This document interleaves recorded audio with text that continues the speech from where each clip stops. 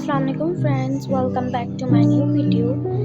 और जैसा कि आपने टाइटल में देख ही लिया होगा कि आज मेरी फर्स्ट वीडियो है लेक्चर पे, और वो लेक्चर है एक्टिव एंड पैसिव वॉइस पर।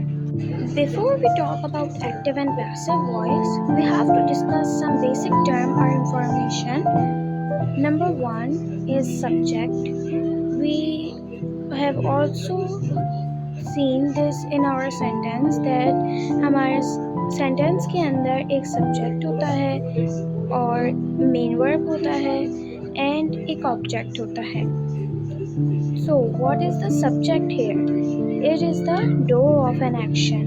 It is the door of an action. Now what is the object here? It is the receiver of an action. It is the receiver of an action. Now these are few examples. Number 1, she writes an essay. In this sentence, the subject is she and the object is essay, while the main verb is writes. Now, in the second sentence, John sings a song. Subject is the John, object is the song, while sings is a main verb.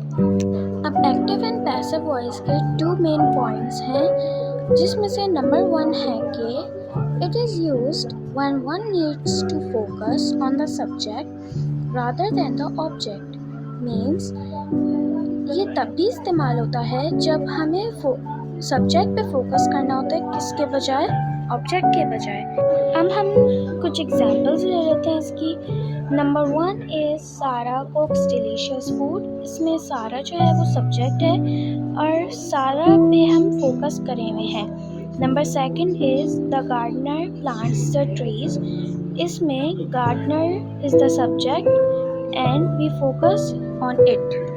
Now, second point of active voice is it is also used when there is no object in the sentence. Meaning, ये तब भी इस्तेमाल होता है जब sentence में object नहीं होता। अब इसकी एग्जांपल्स देख लेते हैं। The car is red. अब हमारे पास रेड कोई ऑब्जेक्ट नहीं है, ये सिर्फ एक स्टेटमेंट है। Plants grow well in good soil. इसमें soil हमारे पास ऑब्जेक्ट नहीं है, ये एक स्टेटमेंट है। अब हम अपने मेन कंटेंट पे आते हैं, जो कि है पैसिव वॉइस। इसके भी 2 मेन पॉइंट्स हैं, जिसमें से पहला है it is used when one needs to focus on the object rather than the subject. Meaning, अब इसमें हम ऑब्जेक्ट पे फोकस करते हैं। अब सब्जेक्ट पे हम फोकस नहीं करते, इस पे हम उल्टा करते हैं, इस पे हम ऑब्जेक्ट पे फोकस करते हैं। इसकी एग्जांपल्स में है the thief is arrested by the police. इसमें द थीफ ऑब्जेक्ट है, हमने इस पे फोकस किया है। Cake is baked by mother. Cake इसमें ऑब्जेक्ट है जो मदर ने बेक किया है। इसका सेकंड पॉइंट है it is also used when the door of an action is important or unknown. Meaning, ये तब भी यूज होता है जब the door of an action मतलब सब्जेक्ट अनइम्पॉर्टेंट हो और अननोन हो हमारे लिए। एग्जाम्पल क्या है इसकी? The car is stolen.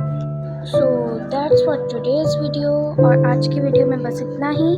मिलते हैं अगली वीडियो में। अगली वीडियो में हम आपको rule for changing active voice into passive voice, no passive और स्ट्रक्चर्स बताएंगे। फिर आप इस काबिल हो जाएंगे कि आप एक्टिव वॉइस को पैसिव वॉइस में कर सकें। तब तक के लिए अल्लाह हाफिज़।